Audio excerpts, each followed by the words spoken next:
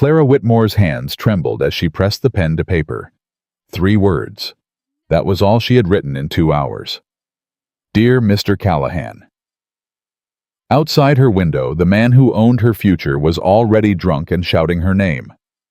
She had until morning to become someone else's property or disappear forever. This is the story of a woman who had nothing left to lose and the man everyone feared who became her only hope.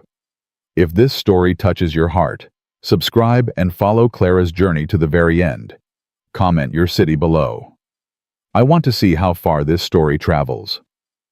Clara, Margaret Whitmore, had $17, a trunk full of books nobody wanted, and exactly 6 hours before her life stopped belonging to her. She sat at the narrow desk in her childhood bedroom, the room that hadn't felt like hers since her father died and her mother married Horace Pemberton. The summer heat pressed through the window like a living thing. Sweat dampened the back of her dress. The candle on her desk flickered once-twice, and she watched it the way a condemned woman watches the clock. 3 floors below, she could hear him. Judge Cornelius Blackwood, 52 years old, twice widowed, the man her stepfather had promised her to like livestock at auction. His laugh carried up the stairwell, thick and satisfied, the laugh of a man who had never been told no about anything that mattered. Clara looked down at the letter in front of her. She had found the advertisement 3 weeks ago, tucked into the back pages of a territorial newspaper that one of the servants had used to wrap fish. A rancher in Montana seeking a capable woman of good character for the purpose of marriage and household management. The wording was cold, almost brutal in its plainness. She had read it 40 times since then. Clara. Her mother's voice, sharp and false sweet, called from the bottom of the stairs. Judge Blackwood is asking for you, dear. Come down and greet our guest properly. Clara closed her eyes. She could see it already, the life waiting for her if she walked down those stairs. The judge's thick hands. His house that smelled of old tobacco and something else she couldn't name. The 2 wives who had come before her, both dead within 5 years, both buried in plots he visited exactly once a year. She opened her eyes and picked up the pen. Dear Mr. Callahan, she wrote. I am writing to you because I have run out of choices, and I have decided that honesty is the only currency I have left. The words came faster now. I am not delicate. I am not beautiful in the way that matters to most men. I am 26 years old, which I understand makes me nearly unmarriageable by conventional standards. I have no dowry. I have no connections that would benefit you. I have only myself, my willingness to work, and my word, which I have never broken. She paused. Downstairs, the judge laughed again.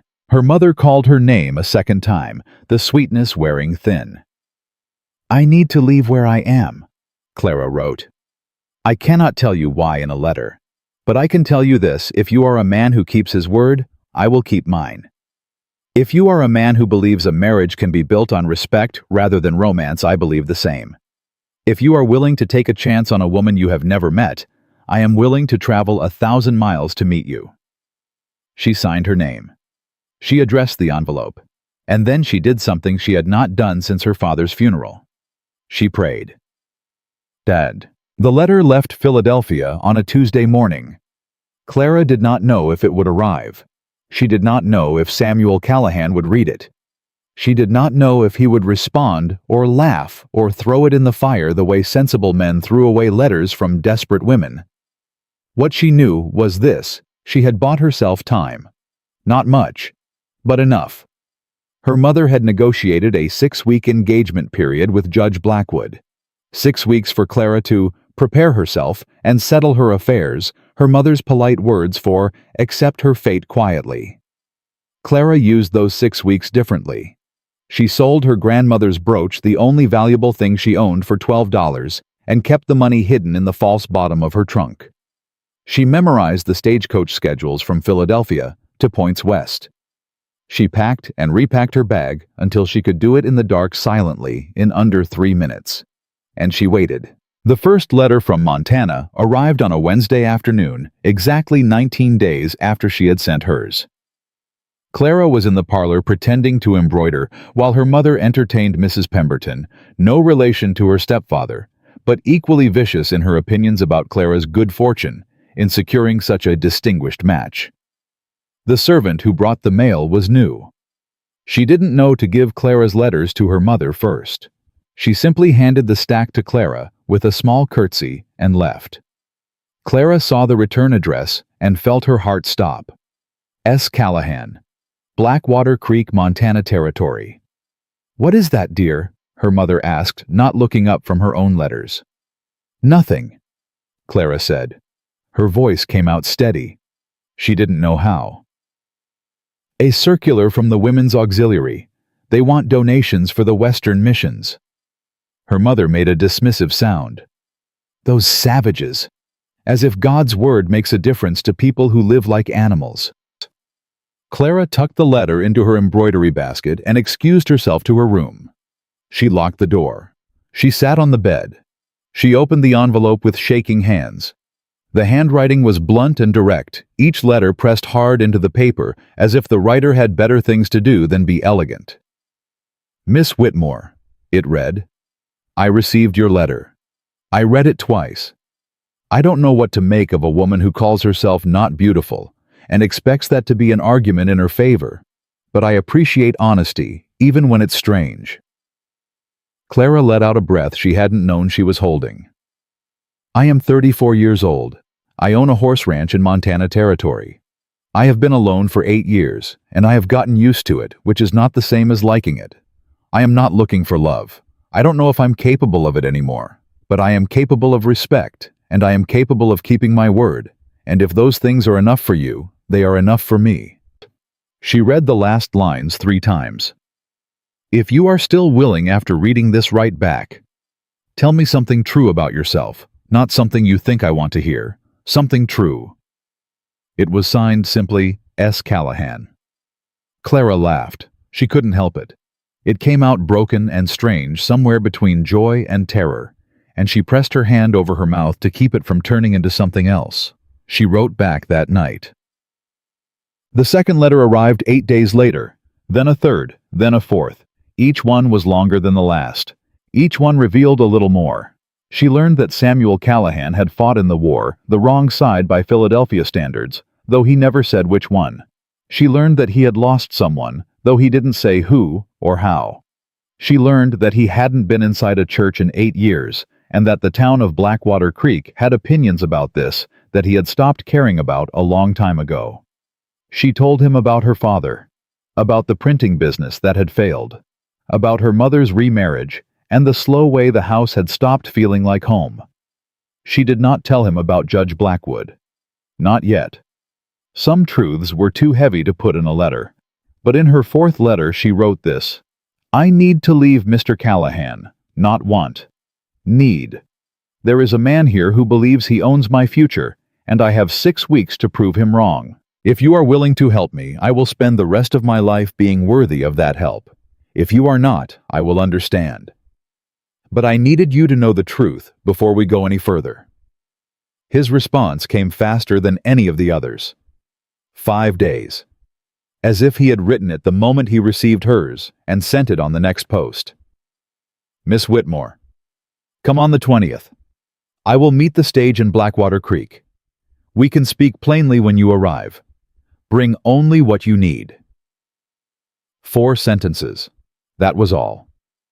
Clara read them until she had them memorized. Then she burned the letter in her candle flame and watched the ashes curl and disappear. She had a plan now. She had a destination. She had a man she had never met who had agreed to marry her based on nothing but words on paper. All she had to do was survive the next 12 days. The trouble started on a Sunday. Clara had been careful. She had been so careful. She had hidden the letters. She had maintained her routine. She had smiled at Judge Blackwood during his weekly visits and let him kiss her hand and pretended not to notice the way his eyes moved over her like she was something he had already purchased. But her mother was not a stupid woman. Cruel, perhaps. Calculating, certainly. But not stupid. "You've been writing letters," her mother said. They were alone in the parlor. The afternoon light was harsh, and her mother's face was harder. Clara's hands went still on her embroidery. "The women's auxiliary."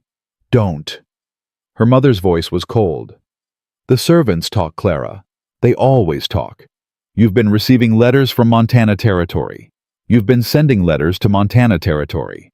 And you have been hiding both from me." Clara said nothing. There was nothing to say. Her mother stood and walked to the window, her back straight, her hands clasped in front of her. "Do you know what your father left us when he died? Debt. That's all. Debt and a name that meant nothing, and a daughter who was too educated to be useful and too plain to be valuable. Mother, I saved us." Her mother turned. Her eyes were dry and bright. "I married Horace Pemberton, and I saved us. I gave you a home. I gave you food on the table. I gave you a future, a good future, with a respected man who will give you security and status and everything a woman in your position should want." "He's 52 years old," Clara said quietly. "His wives keep dying." The slap came fast and hard. Clara's head snapped to the side. Her cheek burned. "You ungrateful child." Her mother's voice was shaking now. "Do you think I enjoyed any of this? Do you think I married Horace for love? We do what we must, Clara. That is what it means to be a woman. We do what we must." Clara touched her cheek. Her fingers came away dry. She looked at her mother, really looked at her, and saw something she hadn't seen before. Fear. Her mother was afraid. Afraid of Horace. Afraid of poverty. Afraid of a world that had no place for women without men to protect them. For a moment, Clara almost felt sorry for her. Then her mother spoke again. "I've told Horace about the letters. He's sending someone to intercept any further correspondence. The wedding will be moved up. 2 weeks from now you will marry Judge Blackwood, and this foolishness will end." Clara stood slowly. Her legs were steady. Her voice was steady. Something had gone very quiet inside her, the way a house goes quiet before a storm. "No," she said. "Excuse me." "I said no. I will not marry him. I will not stay in this house. And I will not let you sell me to pay for your comfort." Her mother laughed. It was an ugly sound. "And what will you do?" "Clara, run away. You have no money. You have no friends. You have nowhere to go." Clara picked up her embroidery basket. Inside it, hidden beneath the thread and needles, was the letter she had received that morning, the one that said, "Come on the 20th, I will meet the stage." "I have somewhere to go," she said, "and I'm leaving tonight." She left at 3 in the morning. The house was silent. Horace Pemberton had drunk himself to sleep hours ago. Her mother had taken laudanum for her nerves, as she did every night. The servants were in their quarters on the 3rd floor, and none of them would risk their positions to stop a woman they had always pitied. Clara moved through the dark house like a ghost. She carried one bag. The trunk was too heavy, too obvious. Inside the bag, 2 dresses, her father's pocket watch, her letters from Montana, and the $17 that represented everything she had left in the world. She paused at the front door. Behind her was everything she had ever known. Ahead of her was 1,000 miles of unknown country and a man she had never met. She opened the door and stepped out into the summer night. The stagecoach station was 12 blocks away. She walked quickly, keeping to the shadows, her heart pounding so hard she could hear it in her ears. Every sound made her flinch. Every footstep that wasn't hers made her freeze. But no one followed. No one stopped her. No one even saw her. She bought her ticket with shaking hands.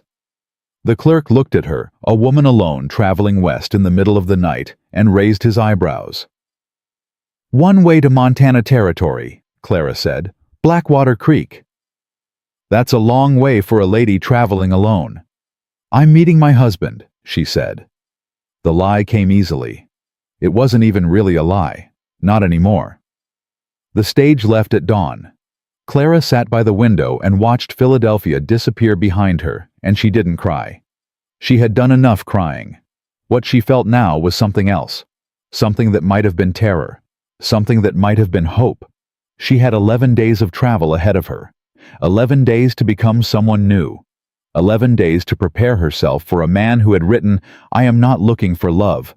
I don't know if I'm capable of it anymore." She understood that. She understood it better than he knew. But she also remembered the last line of his last letter, the one she hadn't burned, the one she kept folded against her heart.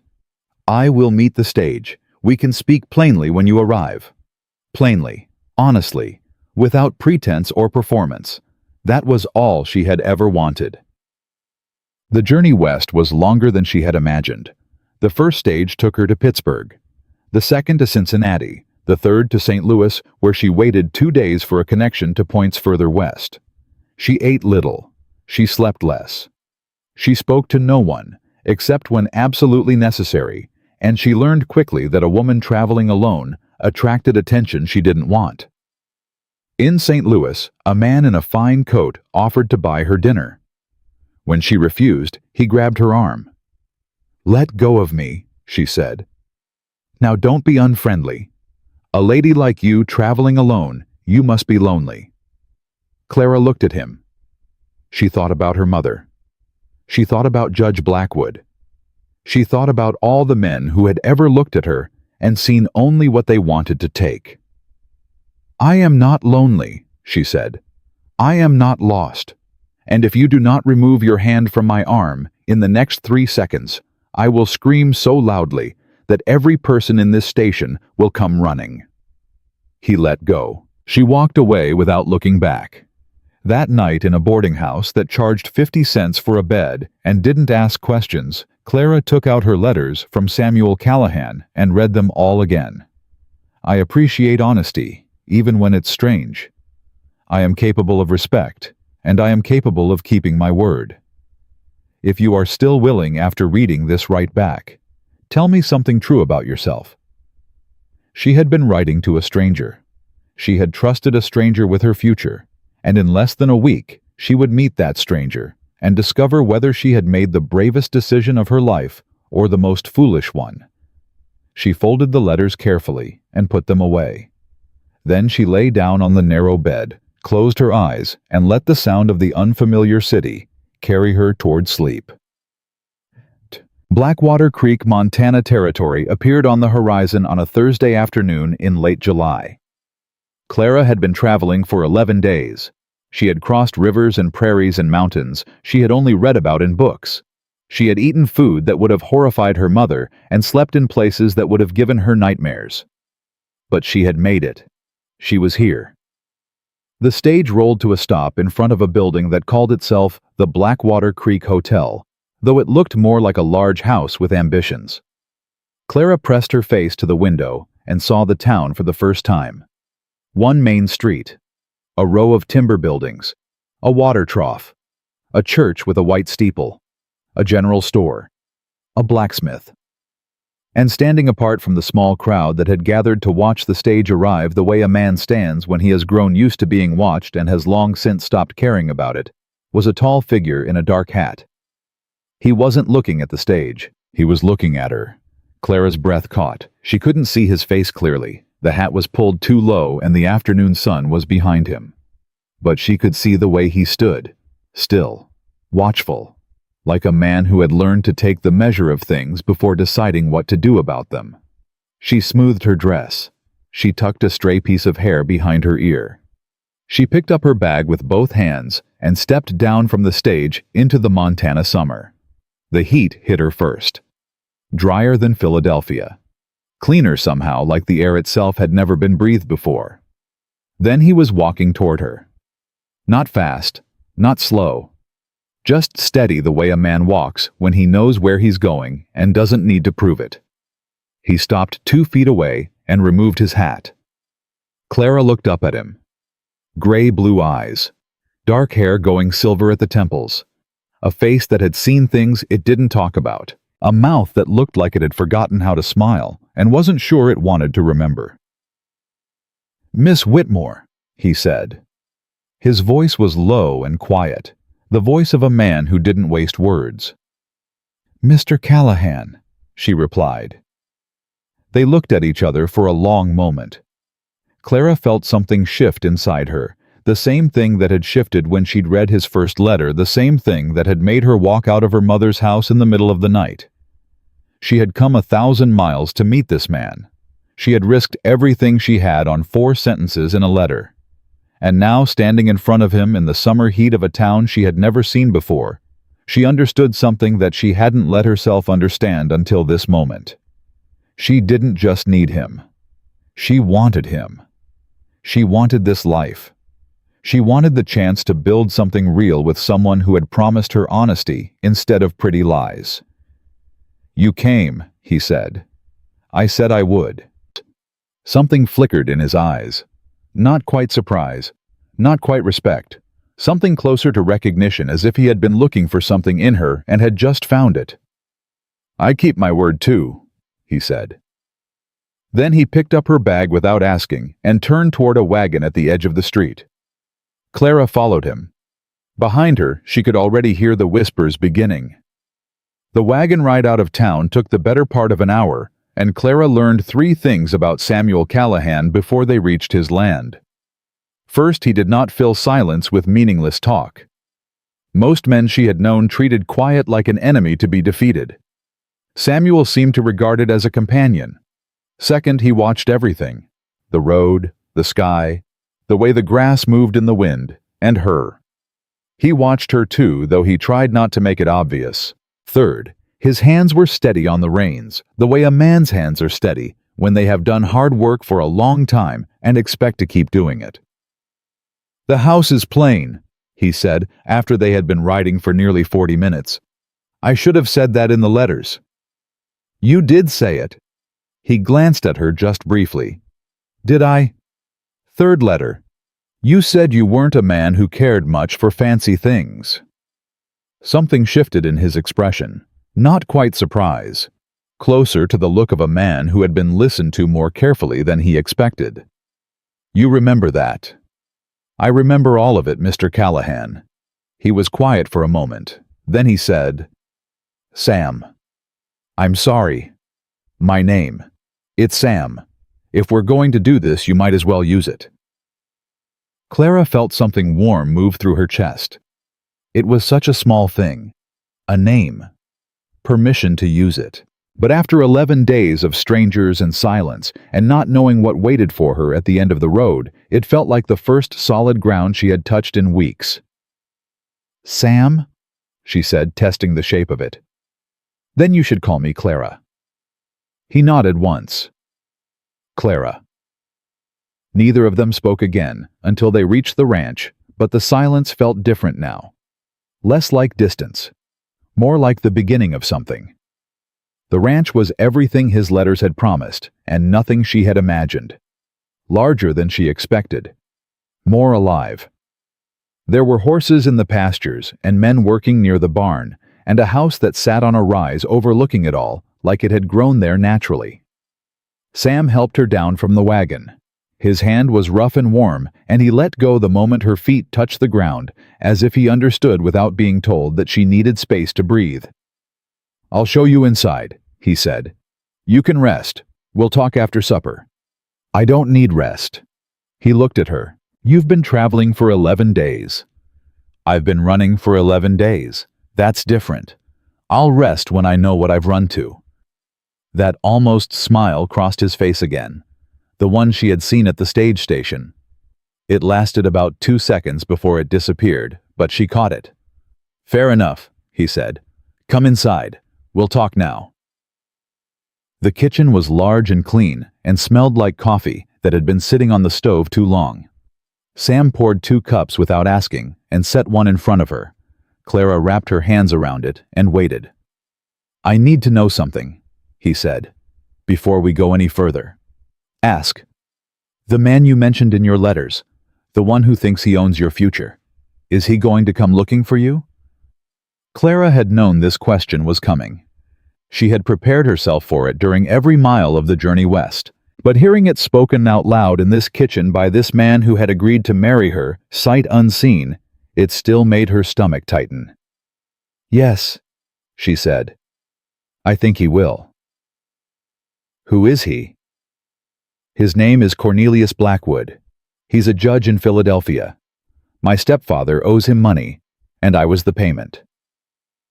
Sam's expression didn't change, but something in his eyes went cold. The kind of cold that Clara recognized, the kind that came before violence in men who had learned to control it. You were sold. Not officially. Officially it was an engagement. A good match for a woman of my circumstances. She heard the bitterness in her own voice and didn't try to hide it. But yes, I was sold. And you ran. I ran. He was quiet for a long moment. Clara watched him and tried to read what he was thinking, but his face gave nothing away. If he comes here, Sam said finally, what do you want me to do? The question caught her off guard. She had expected him to tell her what he would do, to make decisions for her the way men always did. Instead, he was asking, I want you to let me handle it, she said. Unless I can't. And if you can't, Clara met his eyes, then I want you to stand beside me, not in front of me, beside me. Something changed in his face then, something she couldn't name but recognized anyway. It was the look of a man who had just discovered that the woman he had agreed to marry was not the woman he had expected. I can do that, he said. Good. Clara set down her coffee cup. Then I have a question for you. Ask. Your last letter said you weren't capable of love anymore. What did you mean by that? The silence that followed was heavy. Clara watched Sam's hands tighten around his cup, watched his jaw set, watched him decide whether to answer honestly or retreat behind the walls she could already sense around him. I was married before, he said quietly. Her name was Mary. We had a daughter, Lily. She was 3 years old. Clara didn't speak. She didn't move. She understood that whatever came next was something he didn't say often, maybe didn't say ever, and that interrupting would break something fragile. They died, Sam said. Winter of '71. Fever came through, took half the town I was living in back then. Took them in 3 days. Sam, I buried them on a Tuesday morning. His voice was flat now, the way voices go flat when they're carrying too much weight to hold any emotion. I sold everything I owned. I came west. I built this. He looked around the kitchen, but Clara understood he wasn't seeing it. He was seeing something else. Someone else. I haven't been inside a church since the funeral. I haven't let myself feel anything that deep since I put them in the ground. Clara reached across the table. Slowly, giving him time to pull away if he wanted to. He didn't. She put her hand over his. I'm not asking you to love me, she said quietly. Not today. Maybe not ever. But I need you to know that I understand what it costs to keep going when everything you loved is gone. He looked at their hands. Then he looked at her. How do you understand that? Because my father died when I was 19. He was the only person who ever made me feel like I was worth something. And when he was gone, she stopped, swallowed. When he was gone, I learned to survive. That's different from living. But it's what I know how to do. Sam turned his hand over. His fingers closed around hers. Not tight, not possessive, just there. I think, he said slowly, that surviving is all I've been doing for 8 years. Maybe we could try something else, together. He looked at her for a long moment. Then he nodded once. Together, he said. It wasn't a declaration. It wasn't poetry. But Clara felt something shift inside her that had been frozen for a very long time. Something that might have been hope. Something that might have been the beginning of home. The next morning, Sam took her into town to speak with the preacher. Clara had known it was coming. A marriage required a ceremony, and a ceremony required someone to perform it. But she hadn't been prepared for the way the town looked at her when she stepped down from Sam's wagon. The whispers had had a night to grow. Now they had teeth. She saw it in the faces of the women outside the general store. in the way conversations stopped when she walked past, in the cold, assessing stares that followed her down the street like shadows she couldn't shake. "They'll talk for a while," Sam said quietly beside her. "They'll stop eventually." "Does it bother you?" "What they say?" "About me." "No. About you." He looked at her, and something hard moved behind his eyes. "That's different." The church was small and white, and sat at the end of the main street like a period at the end of a sentence. The man who met them at the door was tall and thin, with eyes that reminded Clara of a hawk she had once seen in a zoo. Sharp, patient, waiting. "Mr. Callahan," the preacher said. "This is unexpected. I don't believe I've seen you inside these walls in... How long has it been?" 8 years, Sam said flatly. "This is Miss Clara Whitmore. She's the woman I mentioned in my letter to the registry office. We're here to arrange a wedding." The preacher's eyes moved to Clara. She felt them cataloging her.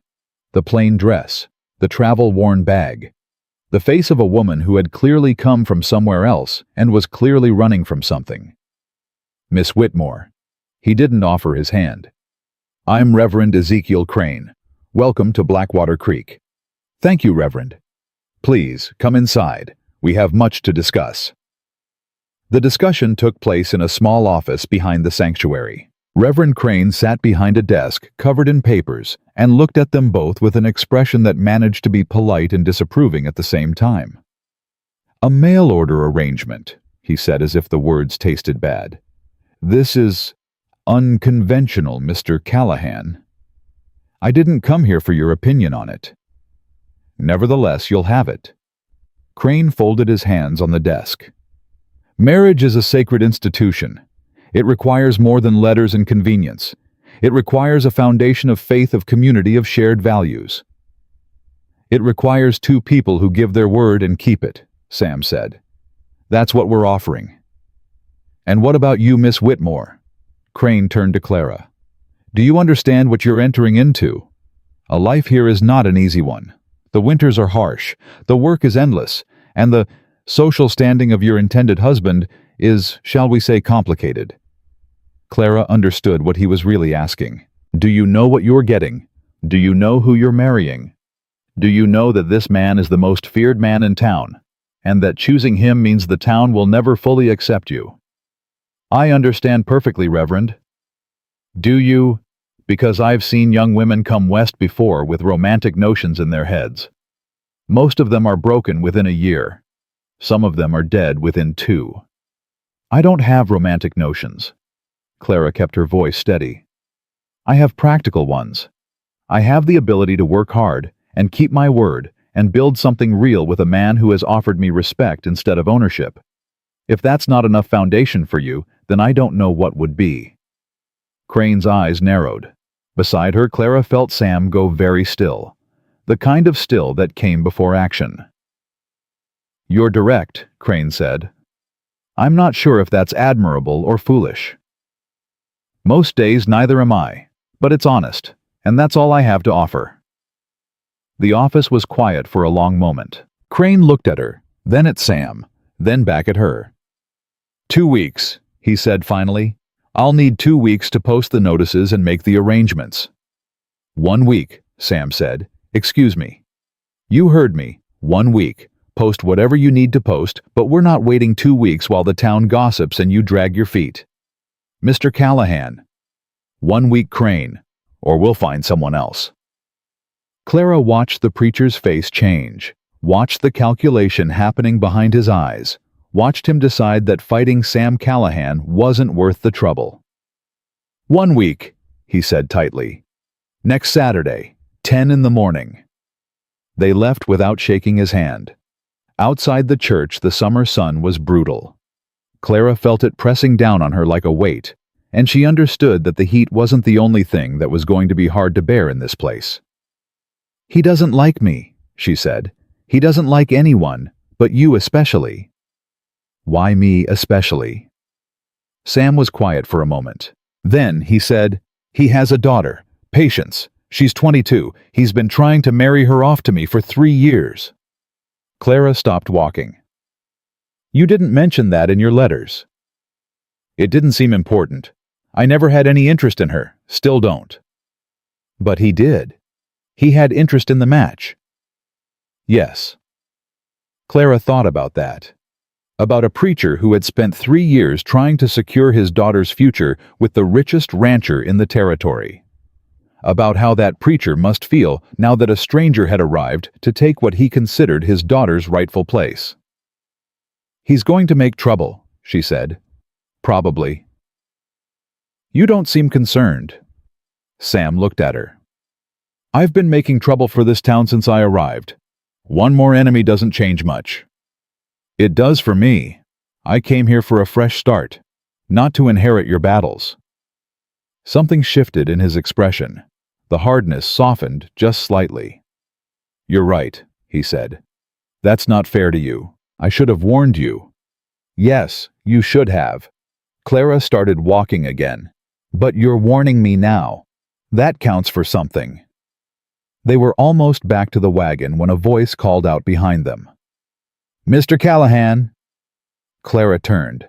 A young woman was walking toward them, pretty in a sharp kind of way, blonde hair pinned up beneath a bonnet, blue eyes that looked at Clara the way a cat looks at something it's considering eating. Miss Crane, Sam said. His voice was flat. I heard you were in town. The woman smiled, but it didn't reach her eyes. I wanted to welcome your guest. This is Miss Clara Whitmore. She's not a guest. She's my fiancée. Something flickered across Patience Crane's face, something ugly and quickly hidden. How lovely, she said. A mail-order bride. How very modern of you, Mr. Callahan. Patience. It's quite all right, Sam. Clara stepped forward. Miss Crane, I appreciate your welcome. I'm sure we'll see each other often in town. Patience looked at her, really looked at her. Clara met her gaze and didn't flinch. I'm sure we will, Patience said. I do hope you survive the summer, Miss Whitmore. The heat here can be quite unforgiving, especially for women who aren't used to it. I've survived worse things than heat, Miss Crane, but thank you for your concern. For a moment, neither of them moved. The air between them crackled with something that had nothing to do with the weather. Then Patience smiled again. That same cold, empty smile. Welcome to Blackwater Creek, she said, and walked away. Clara watched her go. Beside her, Sam let out a breath. That could have gone worse. Could it? Clara looked at him. She hates me already. I've been here less than a day.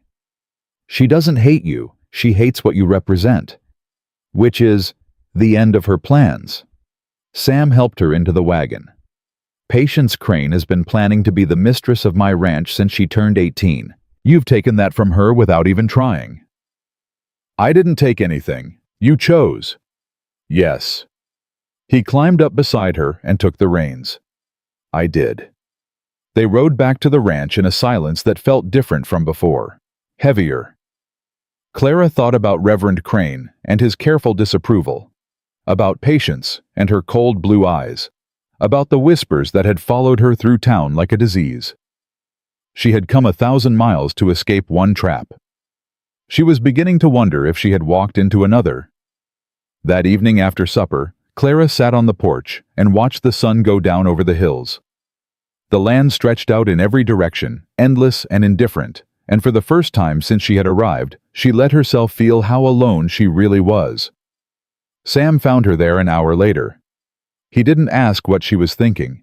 He just sat down in the chair beside her and waited. Tell me about the town, Clara said finally. Tell me why they hate you. They don't hate me. They fear me. That's different. Why do they fear you? Sam was quiet for a long moment. When he spoke, his voice was low. When I first came here, there was a man named Hollis Whitaker. He ran the only bank in town. He also ran the only saloon, the only hotel, and about half the ranches in the territory because he'd foreclosed on them when the owners couldn't pay his interest rates. He sounds like a man who deserved to be feared. He was. He tried to foreclose on this land too. Said I'd missed a payment. I hadn't. I had the receipts to prove it. But receipts don't matter much when the man you're arguing with owns the judge and the sheriff and everyone else who might help you. What did you do? Sam looked at her. I went to his office. I showed him the receipts, and when he laughed at me and told me to get off his property, I broke 3 of his fingers. Clara felt her breath catch. I told him that if he ever came near my land again, I'd break the rest of them, and then his arms, and then whatever else I could reach.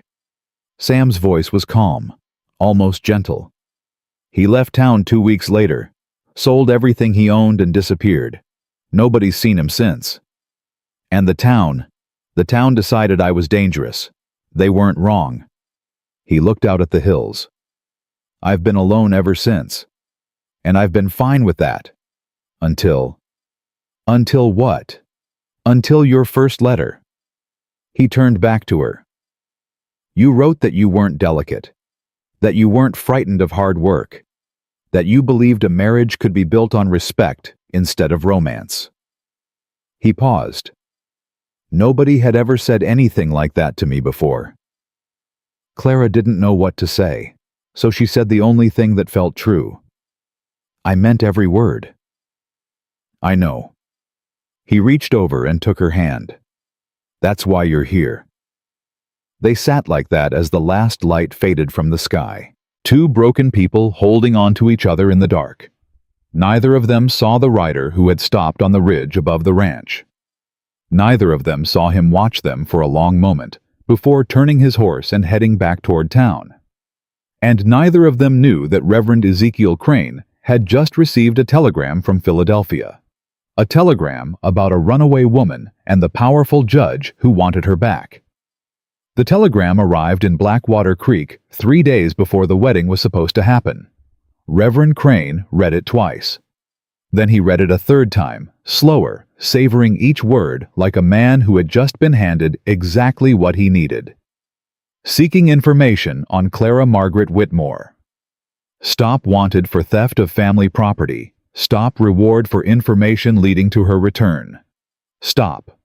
Contact Judge Cornelius Blackwood. Philadelphia stop. Theft. The word sat on the page like a gift from heaven. Crane folded the telegram carefully and placed it in his desk drawer. Then he called for his daughter. Patience appeared in the doorway within minutes. Her face was composed, but her eyes were hungry. You sent for me, Father. Sit down. He waited until she had settled into the chair across from his desk. I have news about Miss Whitmore. What kind of news? Crane slid the telegram across the desk. He watched his daughter's face as she read it, watched the surprise give way to satisfaction, watched her understand without being told exactly what this meant. She's a thief, Patience said softly. So it appears. Does Mr. Callahan know? I doubt it. The telegram only arrived this morning. Crane leaned back in his chair. The question is, what we do with this information. Patience looked up. We tell everyone. We tell the whole town. No. Crane held up a hand. We do nothing so crude. Miss Whitmore has presented herself as a woman of good character. If we simply announce that she's a thief, it becomes our word against hers. Mr. Callahan will defend her. The town will take sides. It becomes messy. Then what do you suggest? Crane smiled. It was not a pleasant expression. We let the judge handle it himself. I'll send a reply to this telegram today. I'll tell him exactly where to find his missing property. And when he arrives, he spread his hands. Well, the situation will resolve itself. Patience was quiet for a moment. Then she smiled too. How long until he gets here? A week. Perhaps less if he's motivated. Crane stood and walked to the window. In the meantime, we wait, we watch, and we make sure that Miss Whitmore has no idea what's coming for her. Clara knew something was wrong the moment she walked into Hattie Mae Johnson's bakery. She had come into town alone. Sam had work at the ranch that couldn't wait, and Clara had insisted she could handle a simple trip for supplies. She needed to prove to herself and to the town that she wasn't afraid. But the bakery, which had been warm and welcoming on her first visit 3 days ago, felt different now. Colder somehow, despite the summer heat. Hattie Mae was behind the counter, her dark hands dusted with flour. She looked up when Clara entered, and something passed across her face. Something that looked like warning. "Miss Whitmore." Her voice was careful. "Didn't expect to see you today. I needed bread, and I wanted to thank you again for the pie you sent out to the ranch." It was nothing. Clara moved closer to the counter. "Mrs. Johnson, is something wrong?" Hattie Mae glanced toward the window, then back at Clara. "You should go home, Miss Whitmore. Go home and stay there until your wedding day." "Why, what's happened?" The older woman's jaw tightened. "There's been talk, more than usual. The kind of talk that comes before trouble." "What kind of talk?" Before Hattie Mae could answer, the door behind Clara opened. She turned and found herself face to face with 3 women she recognized from her first day in town, the same women who had been whispering at the general store. The one in front, a tall woman with sharp features and a dress that probably cost more than everything Clara owned, smiled in a way that showed too many teeth. "Miss Whitmore, how fortunate. We were just talking about you." "Mrs. Hargrove," Hattie Mae said quietly, "maybe this isn't the time." "On the contrary, I think this is exactly the time." Mrs. Hargrove stepped closer. "We've heard some interesting things about you, Miss Whitmore. About where you come from. About why you left." Clara felt her spine straighten. "I'm sure you have. People in small towns always have interesting things to say about strangers." "Oh, this is more than gossip, dear. This came straight from Philadelphia. From a judge, no less." The floor seemed to shift beneath Clara's feet. "I don't know what you're talking about." "Don't you?" Mrs. Hargrove's smile widened. "Judge Cornelius Blackwood. Ring any bells?" Clara's hands went cold. Her mouth went dry. She could feel herself starting to shake, and she forced herself to stop, forced herself to hold still, because showing fear now would be the worst thing she could possibly do. "I know the name," she said carefully. "I'm sure you do. He's offering quite a reward for information about you. It seems you stole something valuable when you ran away. Family jewelry, I'm told." "That's a lie." "Is it?" Mrs. Hargrove tilted her head. "Then why is he looking for you? Why did he send a telegram all the way to Montana Territory? Why is he, according to Reverend Crane, on his way here right now?" The words hit Clara like a physical blow. On his way here. Blackwood was coming. He had found her. After everything, the running, the hiding, the 1,000 miles of distance she had put between them, he had found her. "I didn't steal anything," Clara said. Her voice came out steadier than she felt. "The jewelry Mrs. Hargrove is referring to was my grandmother's. It belonged to my family. My mother had no right to give it away as part of a business arrangement." "That's not what the judge says. The judge is a liar, and worse." The room went very quiet. Mrs. Hargrove's smile faded. "Be careful, Miss Whitmore. You're already on thin ice in this town. Making accusations against respected men won't help your cause." "Respected?" Clara laughed. It came out harsh and broken.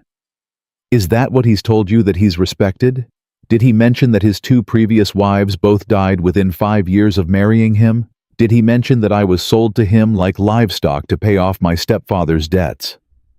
Did he mention that I ran because staying meant becoming the 3rd woman to die in his house?" Silence. Mrs. Hargrove's face had gone pale. The women behind her exchanged uneasy glances. "You're lying," Mrs.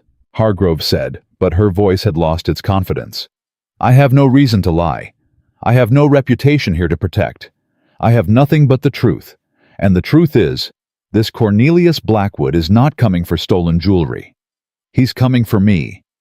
Because I'm the property he paid for, and I had the audacity to refuse to be owned." Clara didn't wait for a response. She turned and walked out of the bakery without looking back. She made it 2 blocks before her legs gave out.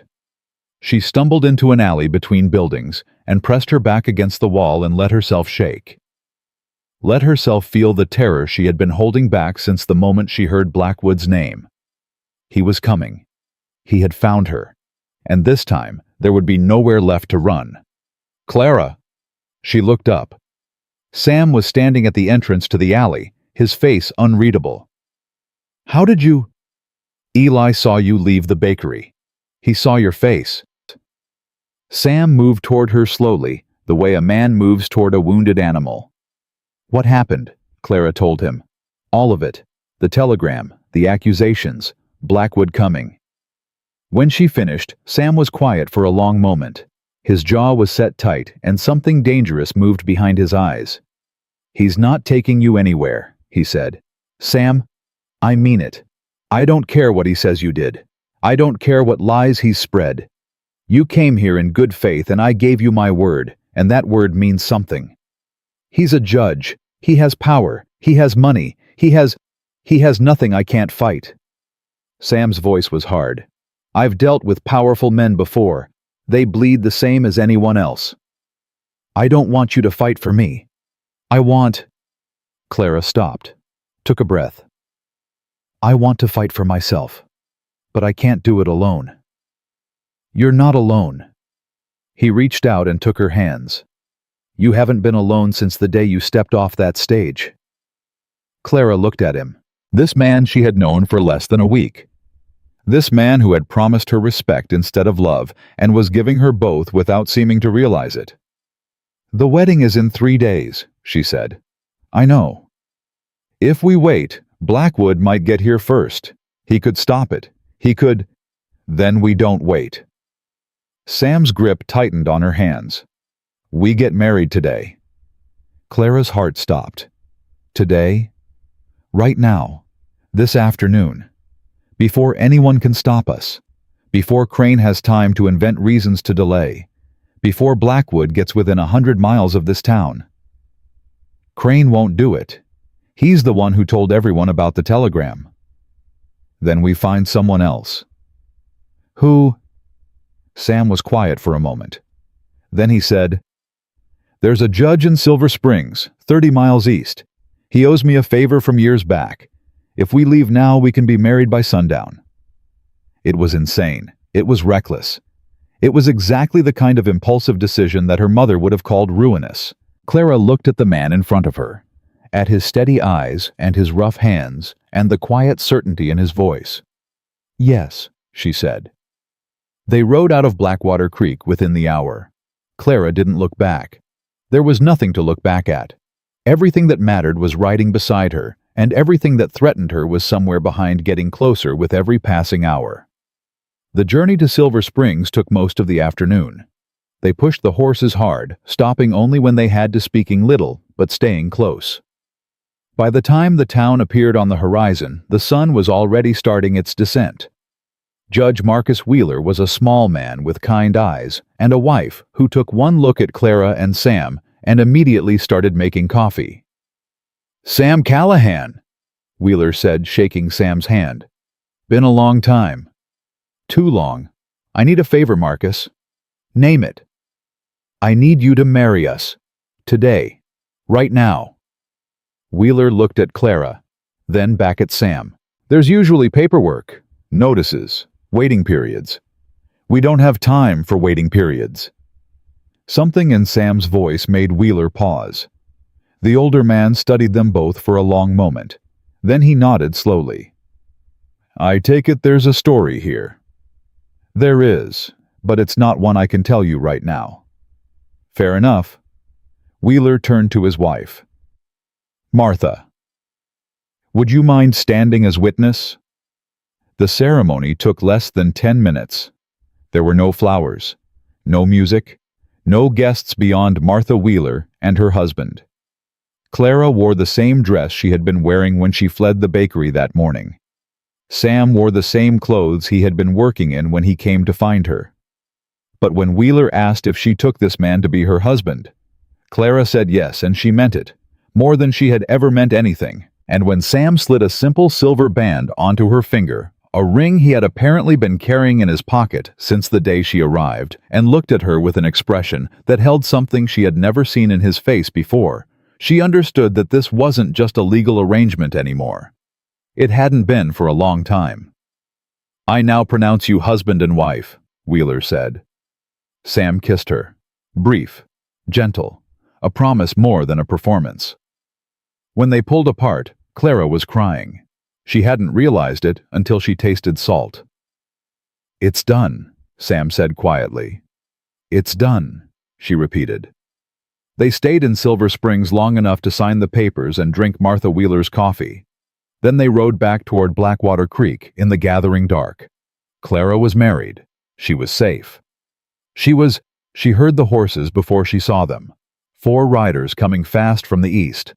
Coming from the direction of town. Sam's hand went to his hip, where Clara knew he kept a pistol she had never seen him draw. His whole body changed in an instant, going from the man who had kissed her an hour ago to something harder and more dangerous. "Stay behind me," he said. "Sam, stay behind me, Clara." The riders slowed as they approached. In the fading light, Clara could make out their faces. 2 she didn't recognize. One was a ranch hand she had seen working at Sam's property, and one was Reverend Ezekiel Crane. "Mr. Callahan," Crane's voice carried across the distance between them. "I think we need to have a conversation. I don't have anything to say to you. Perhaps not, but I have something to say to you. And to your—" He paused deliberately. "Guest." "She's not my guest. She's my wife." The silence that followed was absolute. Clara watched Crane's face change, watched the shock give way to fury. "Your wife. Married an hour ago in Silver Springs, by Judge Wheeler. Legal and binding. Whatever you were planning to do with that telegram, Crane, it's too late." Crane's hands tightened on his reins. "You married a thief." "I married a woman who was running from a man who wanted to own her. There's a difference. The judge can go to hell, and so can you." Sam's voice was cold. "Now get out of my way. My wife and I are going home." For a long moment, nobody moved. Clara could feel the tension in the air thick enough to choke on. She could see Crane's face working, see him calculating his options, see him realize that the game had changed in a way he hadn't anticipated. "This isn't over," Crane said finally. "It is for tonight." Sam urged his horse forward.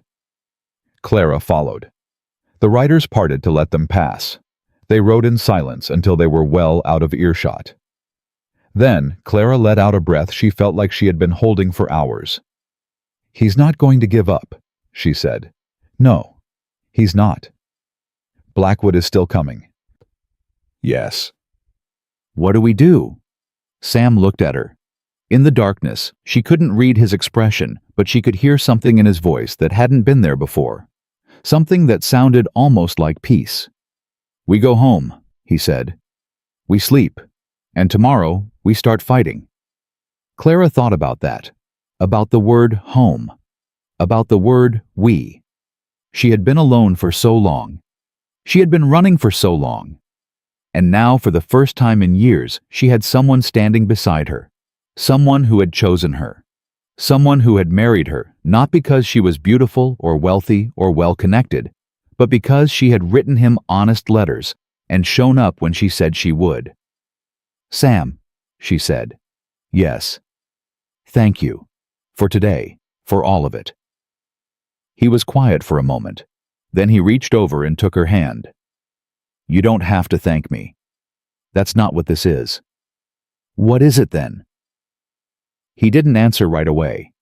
The horses walked on through the darkness. The stars were starting to appear overhead, brighter than Clara had ever seen them in Philadelphia. "It's the beginning," Sam said finally, "of something I thought I'd never have again." Clara squeezed his hand. They rode the rest of the way home in silence. But it was a different silence now. Not the silence of strangers. Not the silence of 2 people who didn't know what to say to each other. It was the silence of 2 people who didn't need to say anything at all. The ranch house appeared on the horizon just as the last light faded from the sky. Clara looked at it, her home now, legally and completely, and felt something settle inside her that had been unsettled for as long as she could remember. She was married. She was home. She was not alone. And somewhere behind her, getting closer with every passing hour, a man who believed he owned her was coming to take her back. But that was tomorrow's problem. Tonight, she was going to let herself rest. Judge Cornelius Blackwood arrived in Blackwater Creek 4 days later, on a morning so hot the air itself seemed to shimmer. Clara was in the kitchen when she heard the horses, 3 of them coming fast down the main road toward town. She set down the cup she had been washing and walked to the window, and something in her chest went cold before she even saw his face. She knew. The way you know certain things before they happen. The way your body recognizes danger before your mind catches up. Sam. He was beside her in an instant. He looked out the window and his jaw went tight. Stay here. No. Clara. I said no. She turned to face him. I'm not hiding in this house while he rides into town looking for me. I spent 3 years hiding from that man. I'm done. Something moved across Sam's face. Pride maybe, or fear, or both. Then we go together. They rode into Blackwater Creek side by side. The town was already buzzing when they arrived. Clara could see people gathering on porches and doorways at the edges of the street. Word traveled fast in small places. By now, everyone knew what was coming. Blackwood was standing in front of the hotel. He had brought 2 men with him, large men with hard faces and the look of people who were paid to hurt others. He was dressed in the same dark suit Clara remembered from Philadelphia, and when he saw her ride in beside Sam, his face twisted into an expression that made her stomach turn. Clara! His voice carried across the distance between them. My dear, you've led me on quite a chase. Clara dismounted. Sam did the same, positioning himself slightly to her left, close enough to reach her, far enough to move. Judge Blackwood. Clara kept her voice steady. I'm surprised you came all this way. Pennsylvania must be missing its most corrupt official. A ripple of murmurs ran through the gathered crowd. Blackwood's eyes narrowed. I see your time in the wilderness hasn't improved your manners. He stepped forward. But that's easily corrected. Come with me now, and we can forget this little rebellion ever happened. I'm not going anywhere with you. I wasn't asking. And I wasn't offering. Clara stood her ground. I'm a married woman now, Judge. I have a husband, a home, and a life that has nothing to do with you. Whatever claim you think you had on me died the moment I stepped off that stage. Blackwood laughed. It was an ugly sound. Married to this. He waved a hand at Sam. This rancher, this nobody. Do you really think a piece of paper signed by some backwater judge changes anything? It changes everything. It changes nothing. Blackwood's voice went hard. You were promised to me. Your stepfather and I had an agreement. You are mine, Clara, and a hasty marriage to a stranger doesn't erase that. I was never yours. Clara's voice rose. She could feel the eyes of the town on her, feel the weight of their attention, and she didn't care. I was never property to be bought and sold. I was never a debt to be paid. And the fact that you traveled 1,000 miles to drag me back tells me exactly how little you've ever understood that. Something dangerous flickered in Blackwood's eyes. He took another step forward. You stole from me. I took what was mine. My grandmother's jewelry, my family's property. Not yours, never yours. The law sees it differently. Then the law is wrong. The crowd had gone very quiet. Clara could feel Sam beside her, coiled and ready, waiting for the moment when words stopped being enough. This is tiresome. Blackwood turned to his men. Take her. They moved fast. Clara didn't have time to react before the first one reached for her arm, but Sam was faster. His fist connected with the man's jaw before the grip could close. The man went down hard. The second one lunged forward and Sam caught him with a blow to the stomach that doubled him over. Touch my wife again. Sam said quietly, "and I'll break more than your jaw." Blackwood's face had gone pale. He wasn't used to resistance. He wasn't used to men who hit back. "You're making a mistake," he said. "No." Sam straightened. "You made the mistake when you walked into my town and tried to take something that doesn't belong to you." "She does belong to me. I have papers. You have nothing." Sam's voice was ice. "No papers, no claim, no authority here. This is Montana Territory, Judge. Your Pennsylvania laws don't mean a damn thing. I'll have you arrested." "For what?" "Protecting my wife from men who tried to grab her in the middle of the street." Sam gestured at the crowd. "Go ahead, ask any of these people what they saw. Ask them who started this." Blackwood looked around. For the first time, he seemed to register the hostility in the faces watching him. These weren't Philadelphia society people trained to defer to wealth and title. These were frontier people, hard people. People who had seen enough trouble to recognize it when it came riding into their town. "This isn't over," Blackwood said. "Yes," Clara said. "It is." She stepped forward, right up to him, close enough that he had to look down to meet her eyes. "I spent 3 years being afraid of you," she said quietly. 3 years sleeping with a chair against my door. 3 years watching my mother choose your money over my safety. 3 years believing that I had no options, no escape, no future that didn't belong to you." She paused. Let the words land. "But I'm not afraid anymore. I have a husband who respects me. I have a home I've earned. And I have something you will never have, Judge Blackwood, the knowledge that I chose this life. No one chose it for me. No one forced me. I chose it, and I would choose it again 1,000 times over, rather than spend a single day as your property." Blackwood's face had gone from pale to red. His hands were shaking.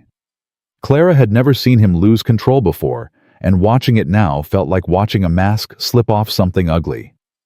"You'll regret this," he said. "Maybe. But I'll regret it as a free woman. That's more than I would have had with you." She turned her back on him.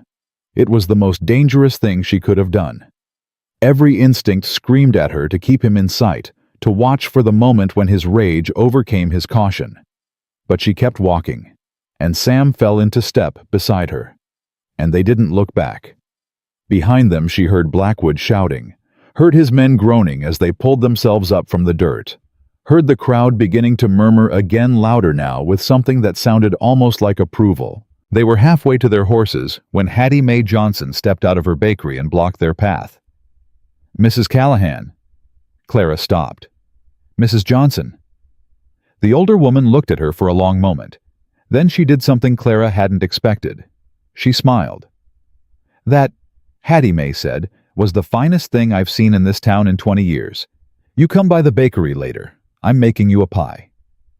Clara felt something loosen in her chest, something that had been tight for so long she had forgotten what it felt like to breathe without it.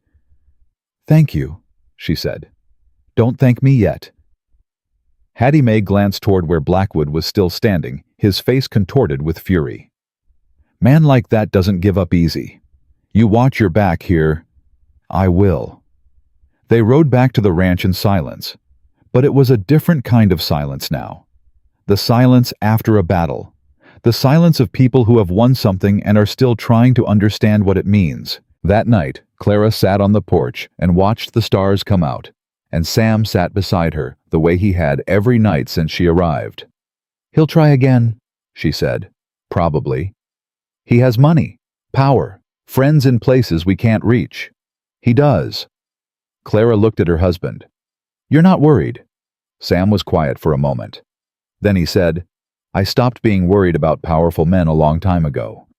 They're dangerous, yes, but they're also predictable. They think their money and their titles make them untouchable. That makes them careless." And Blackwood. Blackwood is a bully. He spent his whole life getting what he wants because other people were afraid to tell him no. You told him no, in front of half the town. He doesn't know how to handle that. So what does he do next?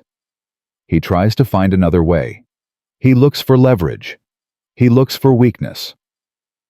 Sam turned to look at her. He finds out that Reverend Crane doesn't like us much. He finds out that Patience Crane wanted to marry me. He puts those pieces together, and he tries to use them. Crane already hates us. Yes, but now he has a reason to do something about it. Clara thought about that, about the preacher and his cold eyes, about Patience and her sharp smile, about the way small-town alliances could turn into something dangerous when the right pressure was applied. What do? We wait, we watch, and when they make their move, we're ready. That's your plan. Wait. Sam almost smiled. I didn't say it was a good plan, but it's the only one I've got right now. Clara reached over and took his hand. Then we wait together. The move came 3 days later. Clara was in town buying supplies from the general store when she saw the crowd gathering outside the church. Something about the way they were standing tight, expectant, like people waiting for a show, made her stomach tighten.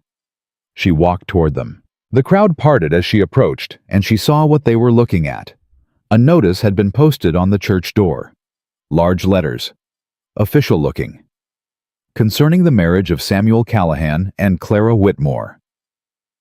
The marriage performed on July 24th in Silver Springs by Judge Marcus Wheeler is hereby contested on the following grounds.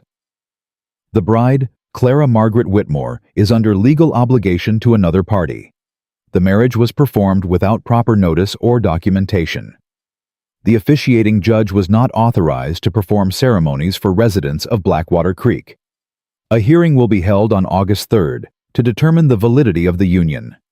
By order of the Church Council of Blackwater Creek, Reverend Ezekiel Crane presiding. Clara read it twice. Then she tore it down. Mrs. Callahan.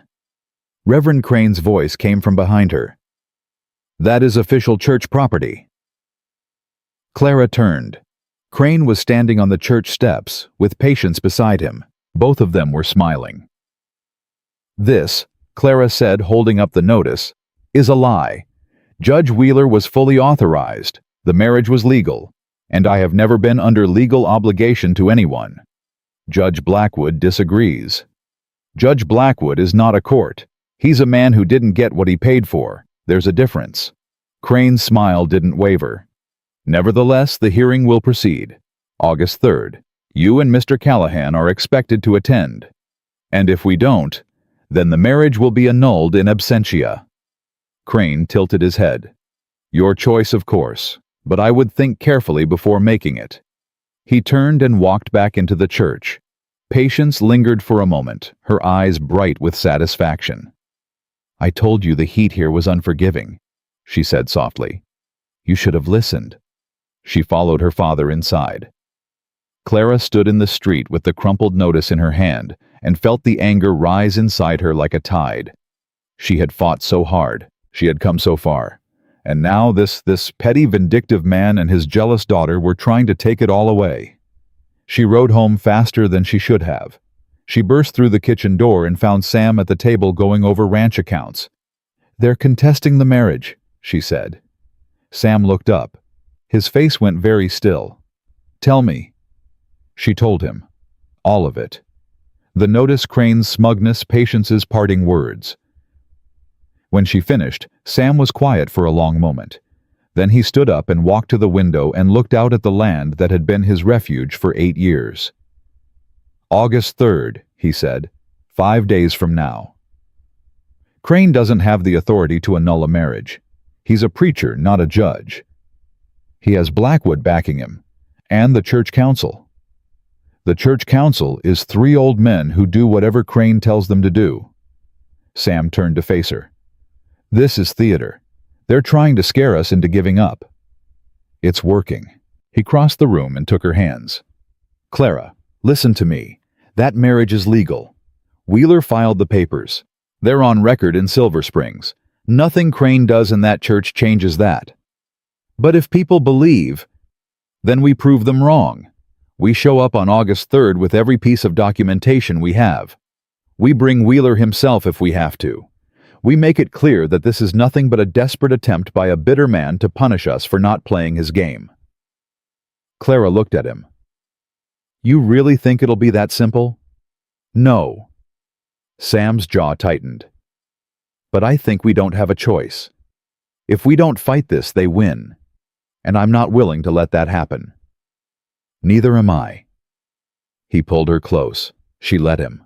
For a moment, they just stood there holding each other. Two people who had been alone for too long finally finding something worth fighting for. 5 days, Sam said against her hair. 5 days. We'll be ready. But Clara wasn't sure ready was something you could be for what was coming. She had seen the look in Blackwood's eyes when she turned her back on him. She had seen the cold satisfaction in Crane's smile. These were men who didn't lose gracefully, and they were just getting started. The next morning, Clara woke to the sound of shouting outside. She was out of bed and at the window before she was fully awake. Sam was already dressed, already moving toward the door. "Stay inside," he said. "Sam." "I mean it, Clara. Stay inside until I know what's happening." He was gone before she could argue. She watched from the window as he ran toward the barn where Eli and 2 other ranch hands were gathered around something on the ground. No, not something. Someone. Clara grabbed her shawl and ran outside. The body was lying face down in the dirt just outside the barn door. A man she didn't recognize. Shot once in the back. "Who is he?" Sam demanded. "Don't know." Eli's face was grim. "Found him like this when I came out to feed the horses. He was already cold." Clara looked at the dead man. At his clothes, city clothes, not rancher clothes. At the empty holster on his hip. "He's one of Blackwood's men," she said quietly. "I recognize the suit. He was with Blackwood in town." Sam looked at her, then back at the body. "Someone killed one of Blackwood's men and dumped him on my property." "Looks that way." Why? But Clara already knew why. She could see it as clearly as if someone had drawn her a map. Because now Blackwood can say you did it. He can say you murdered his man in cold blood. He can use it as leverage, as proof that you're dangerous, as justification for taking me back to Philadelphia. Sam's face went hard. "He's framing me." "Not just framing you." Clara looked toward the road that led to town. "He's making sure that when that hearing happens, no one in Blackwater Creek is willing to stand with us." They both understood what that meant. In 5 days, they would walk into that church for a hearing that was already rigged against them. And now, they would do it with the shadow of a murder hanging over their heads. The sheriff came for Sam at noon. Clara watched from the porch as 3 men rode up the main road toward the ranch. Sheriff Tom Brennan in front, 2 deputies behind, all of them armed, all of them looking like they'd rather be anywhere else. Sam walked out to meet them before they reached the house. Clara followed, ignoring the look he gave her that said, "Stay back." "Sheriff," Sam said. "Sam." Brennan's face was tight. "I reckon you know why I'm here." "I know what it looks like. I also know I didn't do it." "That body was found on your property. Man had been dead about 6 hours when your foreman found him. That puts the time of death somewhere around midnight." Brennan shifted in his saddle. "You got anyone who can vouch for where you were at midnight?" "My wife." "Wife ain't exactly an unbiased witness." Clara stepped forward. "Sheriff Brennan, that man was one of Judge Blackwood's hired guns. He came here from Philadelphia to help Blackwood drag me back against my will. And now conveniently he turns up dead on our property 3 days before a church hearing that could annul our marriage." Brennan looked at her. "Ma'am, I understand what you're saying. But I got a body, and I got a location, and I got a whole town watching to see what I do about it. So you're arresting an innocent man to satisfy the town. I'm taking him in for questioning." Brennan's voice hardened. "That's all. For now." Sam turned to Clara. His face was calm, but she could see the tension in his shoulders, the set of his jaw. "It'll be all right. he said quietly. Sam, go to Silver Springs, find Judge Wheeler. Bring him back here with copies of everything, the marriage certificate, the filing records, all of it. If I'm not out by the time the hearing starts, you present it yourself. I'm not leaving you. You're not leaving me. You're fighting for us. He reached out and touched her face, brief and gentle. That's what we agreed. Together. This is what together looks like. Clara wanted to argue. She wanted to scream. She wanted to grab Sam's pistol and point it at Brennan and tell him to ride away and never come back. But she understood what Sam was doing. He was buying her time. He was giving her a mission. He was trusting her to do what needed to be done while he handled what he could handle. I'll be back before the hearing, she said. I know you will. They took him away. Clara watched until the horses disappeared over the ridge, and then she went inside and started packing for Silver Springs. She rode out within the hour. The journey that had taken most of an afternoon when she'd made it with Sam took less than 4 hours when Clara pushed her horse hard. She arrived in Silver Springs just as the sun was starting to set, covered in dust and half wild with exhaustion and fury. Judge Wheeler was in his office when she found him. He took one look at her face and stood up from his desk. Mrs. Callahan, what's happened? Clara told him everything. The body, the frame-up, the hearing, Sam sitting in a jail cell while Blackwood and Crane prepared to tear apart everything they'd built. When she finished, Wheeler was quiet for a long moment. Then he walked to his filing cabinet and pulled out a folder. I still have copies of everything, he said. Marriage certificate, witness statements, my authorization to perform the ceremony. He handed her the folder. This is all legally binding. Crane has no authority to overturn it. He has Blackwood backing him, and a dead body on our property. The murder is a separate matter. It has nothing to do with the validity of your marriage. It has everything to do with how people see us. If they think Sam is a killer, then we prove he isn't. Wheeler grabbed his coat from the back of his chair. I'm coming with you. I'll testify at that hearing myself if I have to. Clara felt something in her chest loosen. You'd do that. Sam Callahan saved my ranch 10 years ago. He rode 30 miles in a blizzard to bring me medicine when my wife was dying. He sat with me for 3 days after she passed. Wheeler's eyes were hard. I owe him more than I can ever repay. If testifying at some backwater church hearing helps settle that debt, then I'm there. They left Silver Springs at dawn. The ride back felt longer than the ride out. Clara's mind kept spinning through possibilities, through arguments, through everything that could go wrong. By the time they reached Blackwater Creek, she had convinced herself of disaster 100 times over. But when they rode into town, something was different.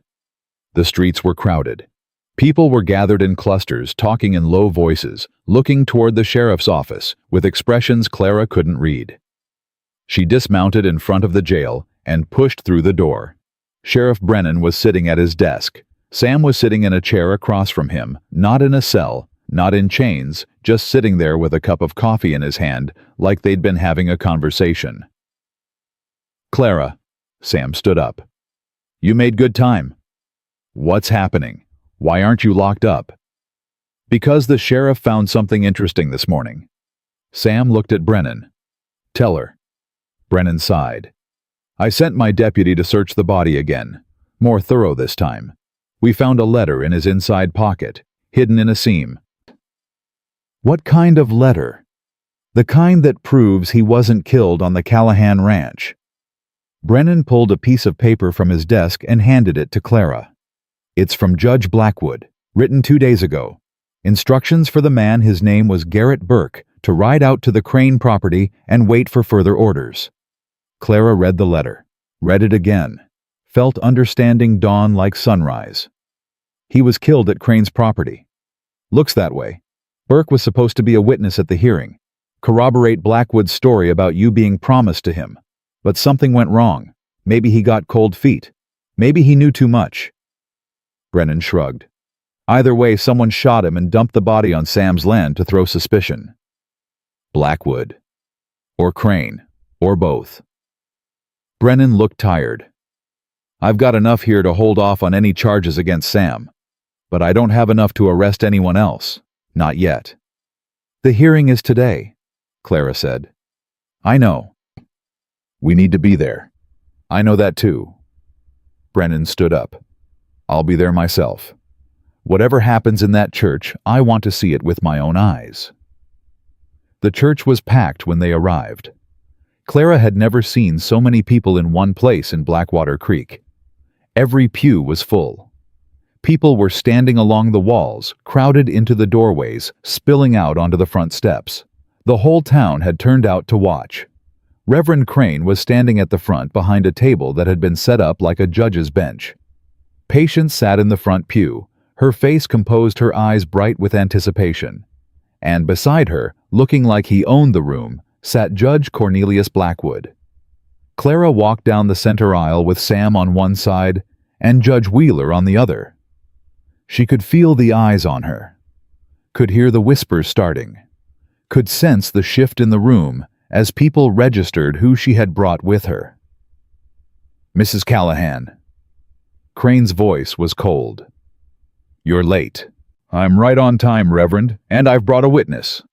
She introduced Wheeler, watched Crane's face tighten as he recognized the name, watched Blackwood lean forward with something that looked almost like concern. Judge Wheeler performed our marriage, Clara said. He has copies of all the documentation. He's prepared to testify to the legality of the ceremony. That won't be necessary, Crane said quickly. This hearing is about whether my marriage is valid. Clara's voice rang out clear and strong. And Judge Wheeler is the person most qualified to answer that question. Unless you're afraid of what he might say. Murmurs rippled through the crowd. Crane's jaw tightened. Very well. Judge Wheeler may speak. Wheeler stood and addressed the room with the quiet authority of a man who had spent his life interpreting law. I married Samuel Callahan and Clara Whitmore on July 24th of this year in my office in Silver Springs. The ceremony was performed according to territorial law. The paperwork was filed correctly. The witnesses were present and accounted for. There is nothing irregular about this marriage. The bride was under obligation to another party, Crane said. No, she wasn't. Wheeler's voice was firm. An informal arrangement between her stepfather and Judge Blackwood is not a legal obligation. Miss Whitmore. Mrs. Callahan was a free woman when she married. She remains a free woman now. That's not what the judge says. The judge is not a court. Wheeler turned to look at Blackwood. He's a man who believes his money and his position entitle him to ownership of another human being. They don't. Not in Montana territory. Not anywhere in this country since 1865. The room went very quiet. Clara saw Blackwood's face flush red, saw his hands clench into fists. This is absurd, Blackwood said, standing. I came here in good faith to retrieve what belongs to me. Nothing belongs to you here. Sam's voice cut through the room like a blade. Not Clara, not this marriage, not a single thing in this territory. You're a guest here, Blackwood, and guests who overstay their welcome tend to find Montana less hospitable than they expected. Is that a threat? It's a fact. Sam stepped forward. You sent a man to my property to be killed. You framed me for murder. You conspired with Reverend Crane to destroy my marriage and steal my wife. And you did all of it because a woman had the courage to tell you no. I did no such thing. We found the letter. Sheriff Brennan's voice came from the back of the church. People turned to look at him as he walked down the aisle. The letter you wrote to Garrett Burke, the one telling him to wait at Crane's property for further orders. Blackwood's face went pale. I don't know what you're talking about. Don't you? Brennan stopped beside the table. Because I've got the letter right here, your handwriting, your seal, your instructions. He looked at Crane. Want to tell me how a body that was supposed to be at your property ended up on the Callahan ranch? Crane's composure cracked. I had nothing to do with Father. Patience's voice was sharp. Don't. Everyone turned to look at her. She was standing now, her face pale, her hands trembling. "Don't say anything else," she said. "Patience, what are you?" "I did it." Her voice broke. "I killed him." The church erupted. Clara watched in shock as Patience began to speak, words tumbling out like water from a broken dam. He was going to ruin everything. Burke. He was going to tell the truth at the hearing, that Blackwood never had a real claim on Clara, that the whole thing was a lie, that Father and I had helped Blackwood for money. Patience's voice was rising, becoming hysterical. "I couldn't let him do that. I couldn't let him destroy everything we'd worked for." "Patience, stop talking." Crane's face was ashen. "No. I'm done. I'm done with all of it." Patience turned to Clara, and her eyes were wild. "I hated you from the moment you arrived. You had everything I wanted Sam the ranch a future. And you didn't even have to work for it. You just wrote some letters and showed up and he chose you. He chose you over me." "Patience. I loved him." The words came out broken. "I loved him for years. And he never even looked at me. Not once. Not the way he looks at you." Clara didn't know what to say. She looked at this woman, this girl really, who had helped frame her husband for murder, who had conspired to destroy her marriage, who had done terrible things out of jealousy and desperation, and something that might once have been love. And she felt something she hadn't expected. Pity. "Sheriff," Clara said quietly, "I think Miss Crane needs help." Brennan nodded. He moved toward Patience slowly, carefully, the way you move toward someone who might shatter at any moment. "Come with me, miss," he said. "We'll sort this out." Patience didn't resist. She let him lead her out of the church, and the room was so quiet, Clara could hear her own heartbeat. Then Blackwood moved. He lunged toward Clara, his face contorted with rage. "You ruined everything." Sam was between them before Blackwood's hand could close on her arm. He caught the older man by the throat and slammed him against the wall with enough force to shake dust from the rafters. "I warned you," Sam said quietly.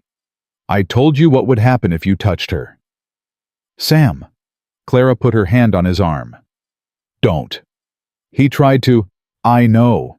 But killing him won't fix anything. It'll just give him what he wants, a reason to destroy you." Sam's hand tightened on Blackwood's throat. Clara could see the struggle in his face, the war between rage and reason. "Please," she said. "Let him go. Let the law handle him." For a long moment, nothing moved. Then, Sam released his grip and stepped back.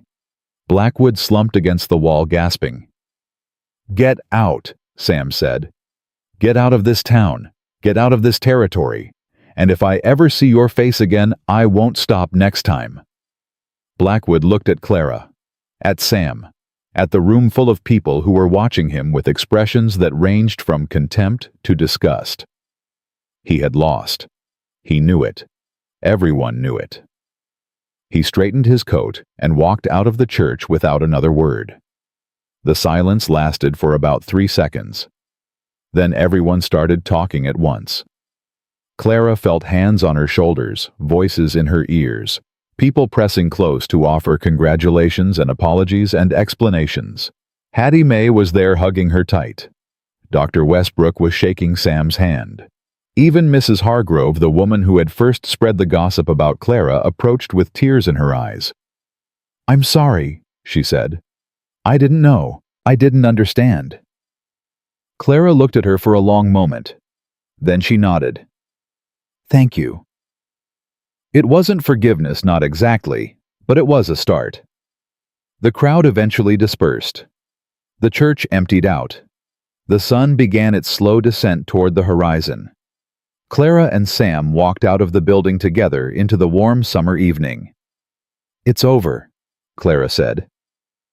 "Is it?" She looked at him. "What do you mean?" "Blackwood is gone. Crane will probably lose his position. Patience will face charges." Sam paused. "But the town saw everything today. They saw what we went through. They saw who we really are. That changes things. For better or worse." I don't know yet. He took her hand. But I think we're about to find out. The next few weeks proved him right. Things did change in Blackwater Creek.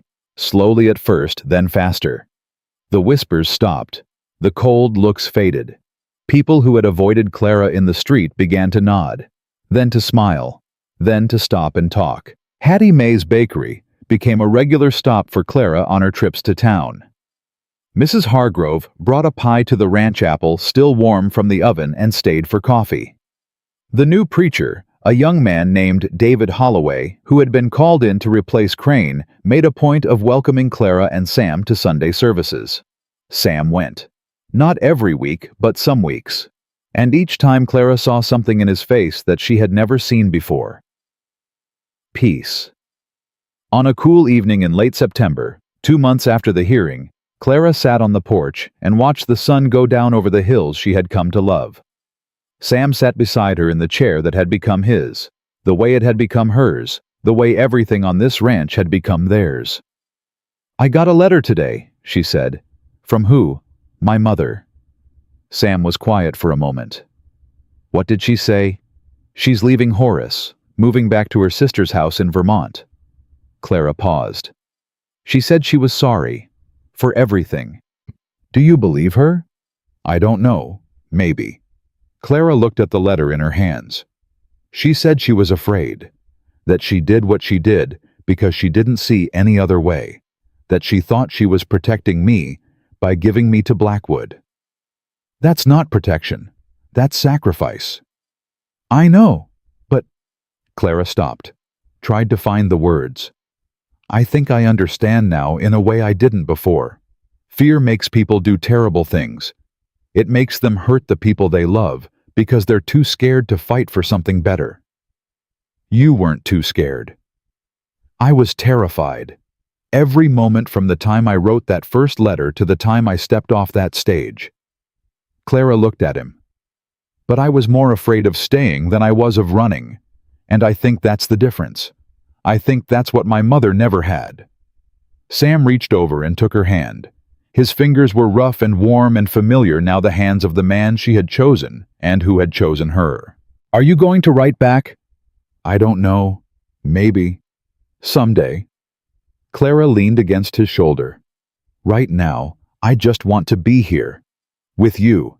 In this place we built. It's a good place." "It is." They sat in silence as the last light faded from the sky. The stars began to appear one by one, brighter than Clara had ever seen them in Philadelphia. "Clara," Sam said. "Yes. I need to tell you something." She looked up at him. His face was serious but not worried. Something else. Something she had been seeing more and more often in the past weeks. "What is it?" "When you first arrived, when I picked you up from that stage and brought you here, I thought this was going to be an arrangement. A practical solution to a practical problem. Two people who needed something from each other and were willing to give it. I remember. I was wrong." He turned to face her fully. "This isn't an arrangement. It hasn't been for a long time. And I need you to know that. I need you to know that what I feel for you isn't obligation or convenience or anything like that." Clara's heart was beating very fast. "What is it then?" Sam was quiet for a moment. When he spoke, his voice was rough. "Love. It's love, Clara. I didn't think I was capable of it anymore. I thought that part of me died with Mary and Lily. But you proved me wrong. You walked into my life with nothing but 3 honest letters and more courage than anyone I've ever met, and you made me feel things I thought I'd never feel again." Clara felt tears on her cheeks. She hadn't realized she was crying. "I love you too," she said. "I think I have since the moment you told me to call you Sam." He laughed. It was a sound she had heard more and more often lately. Real laughter, full laughter, the laughter of a man who had remembered how to be happy. "That was your moment, that. It was honest, it was simple, it was you." Clara wiped her eyes. "That's all I ever wanted. Someone who would be honest with me. Someone who would let me be honest with them." You've got that, for as long as you want it. Forever then. Forever works for me. He kissed her, soft at first, then deeper, and Clara felt the last piece of something broken inside her finally fall into place. She had come to Montana Territory with $17 and a trunk full of books, and a desperate hope that somewhere in the world there was a place she could belong. She had found it. Not in a location, but in a person. Not in a house, but in a home she had built with her own hands and her own heart.